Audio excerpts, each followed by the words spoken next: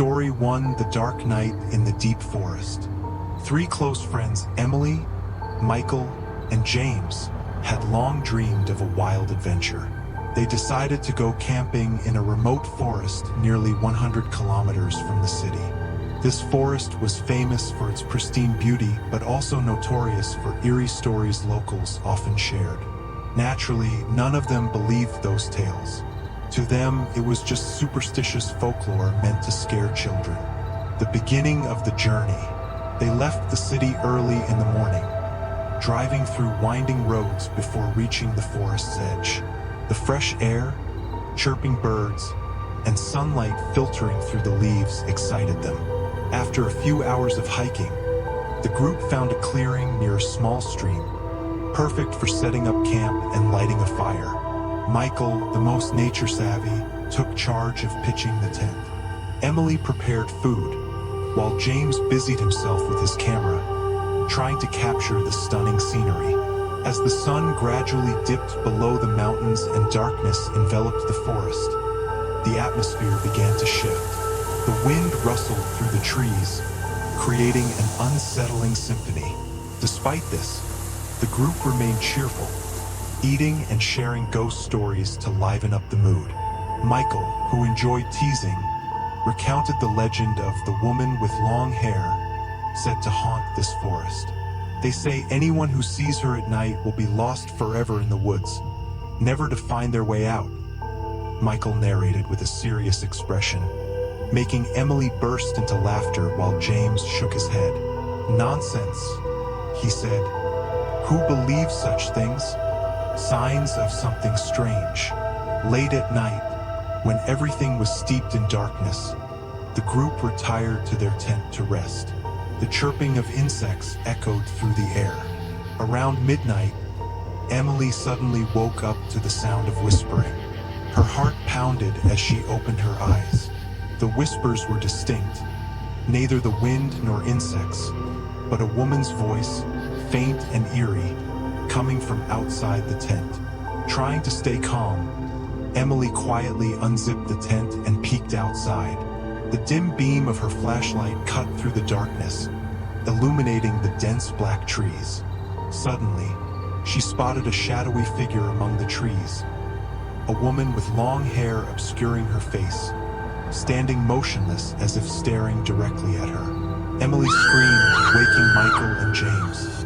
Both rushed out, but the figure had vanished. "Someone's out there. I saw her," Emily exclaimed in panic. Michael tried to reassure her. "It was probably just a dream. There's no one here in the middle of the night." Despite his words, fear began to creep into their minds. They decided to keep the campfire burning all night to ward off any strange occurrences. The forest maze. The next morning, the group decided to leave the forest earlier than planned. However, as they packed their belongings and searched for the trail back, things started to feel wrong. The path they had taken the previous day seemed to have disappeared. The forest grew denser, and the markers Michael had left were nowhere to be found. "This can't be right. We just need to keep going straight," James said, his voice trembling. The group tried to follow the map on their phone, but the signal had completely vanished. Unsettling sounds began to echo around them. The crack of breaking branches and heavy footsteps as if someone or something was following them. As dusk approached, the group descended into panic, running aimlessly to escape the feeling of being watched. Yet, no matter where they went, it seemed the forest was shifting, leading them back to the same spot, the old tent. When the last light of day faded, they stumbled upon an old, decrepit tent in the middle of the forest. Overgrown with vines and moss, it looked abandoned for years. Michael shone his flashlight inside and found a dusty, tattered notebook. Opening the notebook, James read the scrawled writing.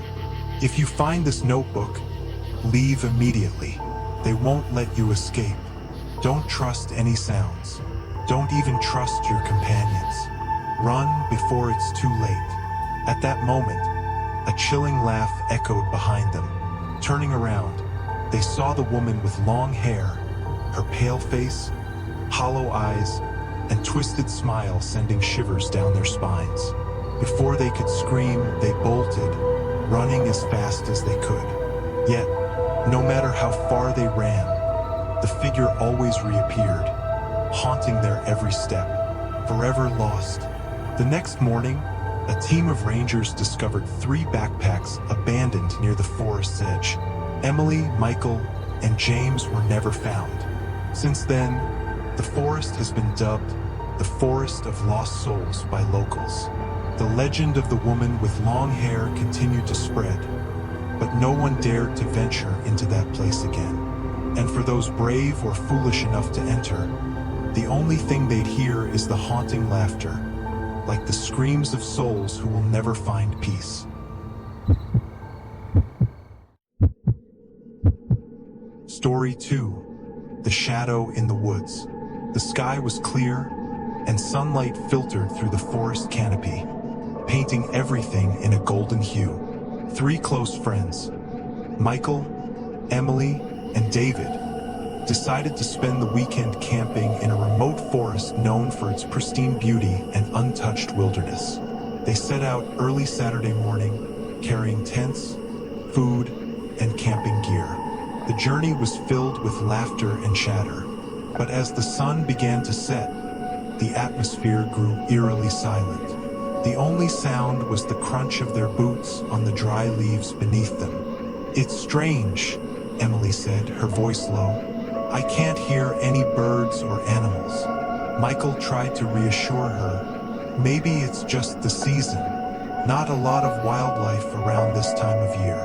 Still, an uneasy feeling began to creep over them as they made their way deeper into the woods. The odd evening, they set up their tent near a small stream. The scene was picturesque, with the gentle sound of water flowing and butterflies flitting around wildflowers. After starting a campfire and preparing dinner, the trio sat together, sharing stories. Suddenly, Emily froze mid-sentence, her head tilting slightly. "Do you guys hear that? It sounds like footsteps." Michael and David stopped talking, straining their ears. The forest was silent, save for the crackling fire. "It's probably just an animal," Michael said, though he couldn't shake the feeling that something was off. Emily frowned. It didn't sound like an animal. It sounded human. The first night, as night fell, the forest was swallowed by an oppressive darkness. The flickering firelight became their only source of comfort. They joked and told ghost stories to lighten the mood, but all 3 were on edge. Then, out of nowhere, came a sound. Knock, knock, knock. It was faint at first, like someone tapping a piece of wood against a tree. It came from somewhere far off, but slowly grew louder and closer. Michael grabbed his flashlight and scanned the trees. Shadows danced wildly, but nothing appeared out of the ordinary. "Maybe it's just a branch falling," David suggested, trying to keep everyone calm. But the knocking continued, steady and deliberate. Emily clutched Michael's arm, her voice trembling. "It's coming closer." Michael caught a glimpse of something moving between the trees. A dark shape, too quick to make out clearly, darted out of the light's reach. "There's something out there," he whispered, his voice barely audible. Whispers and shadows. They retreated into the tent, zipped it shut, and tried to sleep, though fear kept their eyes wide open. In the dead of night, a new sound emerged, a low, distorted whispering. It was faint at first, then grew louder, as though voices were circling their tent. The language was incomprehensible, garbled and twisted, but undeniably human. Michael, summoning his courage, unzipped the tent slightly and shone his flashlight outside. His heart stopped. A pair of glowing red eyes stared back at him from the darkness. Standing just beyond the beam of light was a tall, shadowy figure, its shape indistinct, as though it were made of pure darkness. Emily let out a muffled scream as the figure slowly moved closer. But when Michael blinked, it was gone. Morning horror.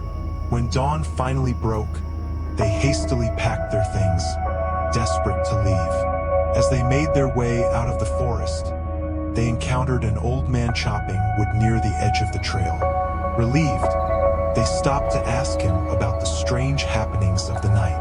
The man's face turned pale as he listened. "You kids went too deep into the woods," he said gravely. "That place is cursed. Years ago, a group of campers went missing there, and their bodies were never found. People say their spirits haunt the forest, looking for someone to take their place." The three friends felt a chill run down their spines. They hurriedly thanked the man and continued toward their car.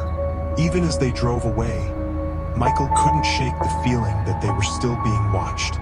He glanced into the rearview mirror and froze.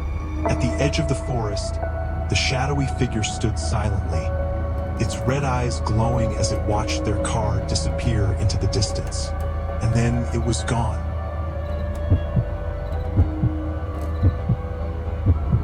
Story 3. Alone in the Deep Woods. The beginning of isolation. Jack, a nature photographer with a love for solitude, decided to embark on a solo camping trip deep in a remote forest he'd heard was breathtakingly beautiful. He wanted to escape the noise of daily life and capture the untouched beauty of nature through his lens. He prepared everything: a tent, food, a flashlight, and of course his camera. Early one morning, he drove to the edge of the forest and hiked into the wilderness. The crisp air, dense trees, and birdsong created a perfect symphony of tranquility.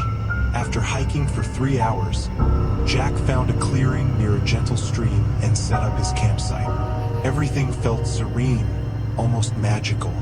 But as the sun dipped below the horizon, the tranquility began to shift into something else entirely. Strange sounds in the night. As darkness fell, Jack built a small campfire and prepared his dinner. The flickering flames cast long shadows across the trees, their movements eerie and unnatural in the dim light. The wind whispered through the leaves, creating a rhythmic rustling sound. But Jack began to notice something else.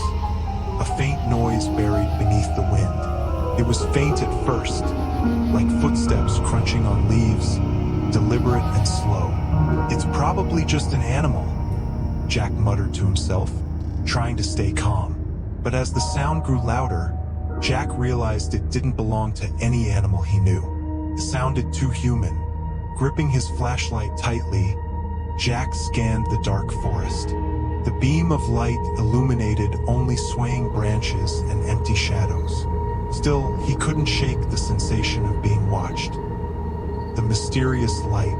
By midnight, Jack was lying in his tent, unable to sleep. The forest seemed alive, every small sound amplified in the silence.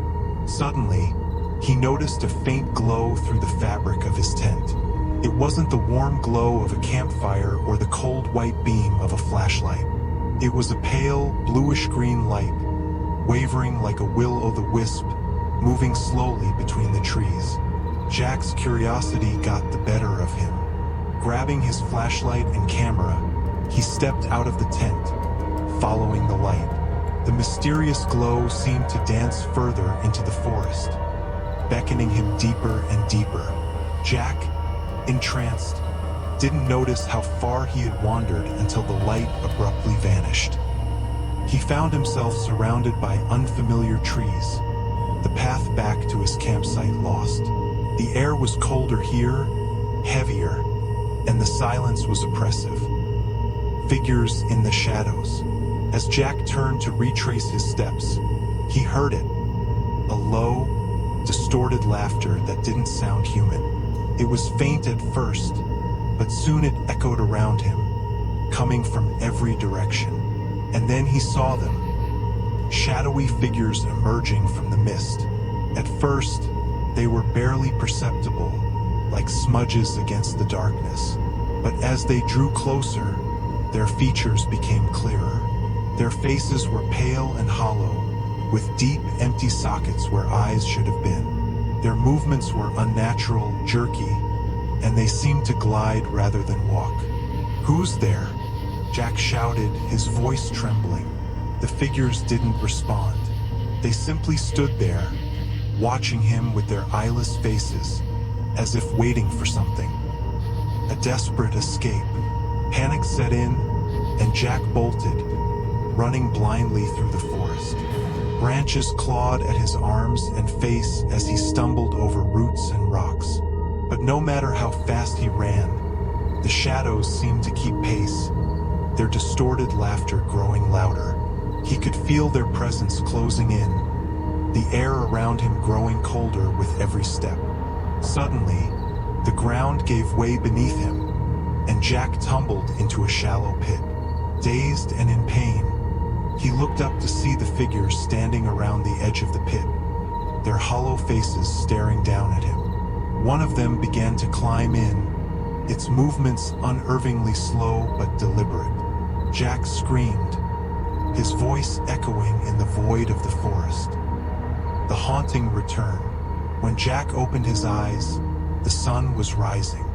He was lying near his campsite, his body covered in dirt and scratches. Everything appeared untouched, as if the night had been nothing but a terrible dream. But Jack knew better. The vivid memories of those hollow figures and the glowing light haunted him as he packed up his gear and hurried out of the forest. On his way home, Jack stopped at a roadside diner and recounted his experience to a local man. The man's expression grew grim as he listened. "You're lucky to be alive," the man said. "That forest has a dark history. They say people who wander too deep never come back. The spirits of the lost are always looking for someone to take their place." Jack didn't respond, but the weight of the man's words settled heavily on him. Even now, back in the safety of his home, Jack can't forget the final photo on his camera. In the last image, taken unknowingly during his flight through the woods, a faint green light can be seen hovering in the distance. And in the background, nearly obscured by the trees, are the hollow faces of shadowy figures, watching him through the lens.